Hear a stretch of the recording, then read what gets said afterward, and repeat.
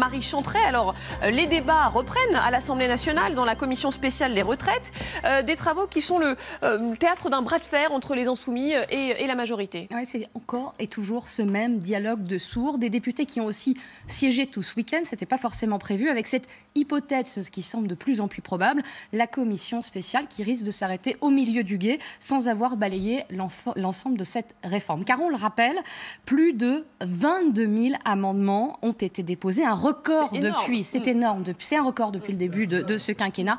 Et on va le voir, ça semble infaisable, dont 19 000 déposés par la France insoumise elle-même. Hier soir, il en restait à peu près 15 000 à examiner d'amendements. Une stratégie de l'engorgement parfaitement assumée par les Insoumis. Oui, une Clémentine Autain a déclaré: c'est une façon de ne pas rendre la tâche facile au gouvernement. Il n'y a aucune urgence à réformer ce système de retraite. Dans la majorité, on répond évidemment obstruction, avec cette expression qui a fait bondir de zadisme législatif. Et donc un travail tentaculaire et par conséquent un temps de parole notamment limité à 1 minute par député, ce qui donne des scènes en direct de cette commission pas forcément très glorieuses pour l'image de la politique, des prises de bec et des règlements de compte. Écoutez notamment Brigitte Bourguignon qui s'adresse à Éric Coquerel de la France Insoumise.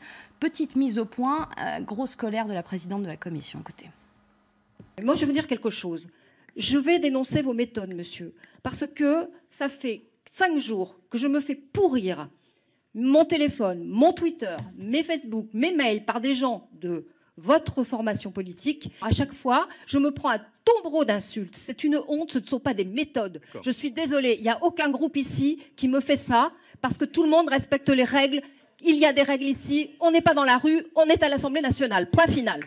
Ah oui, ça chauffe quand même. Ça chauffe bien. Alors les travaux, ils vont se poursuivre jusqu'à mercredi. Et je le disais, le texte pourrait être présenté en séance publique dans l'hémicycle le 17 février prochain, dans la version initiale présentée par le gouvernement, sans les minces changements votés en commission. Ça serait donc tout ça pour rien, car le gouvernement, le rappelle, il n'a aucunement l'intention de modifier son calendrier. Il veut que ce texte soit présenté et débattu à l'Assemblée le plus rapidement possible. Alors on l'a vu, les députés de la France Insoumise sont très présents. En revanche, du côté du Rassemblement National, là, il n'y a personne. Alors, ne cherchez aucun élu RN au sein de cette commission. Ils n'y sont pas, vous n'en trouverez pas. Commentaire de Marine Le Pen parfaitement assumé là aussi.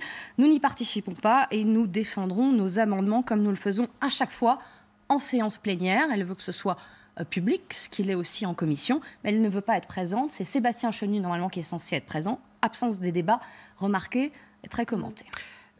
Qu'est-ce qu'il en est du 49.3 ? On a un petit peu l'impression que l'ombre de ce 49.3 plane toujours, finalement, depuis des semaines. Alors, petit rappel, l'article 49.3 engage la responsabilité du gouvernement devant l'Assemblée nationale sur un texte de loi et le projet de loi est alors considéré comme adopté sans vote. Mais le gouvernement l'assure, il ne l'utilisera pas, ce n'est pas dans les tuyaux pour le moment. Marc Fesneau l'a dit, Sibeth Ndiaye également, c'était sur notre antenne hier soir. Écoutez.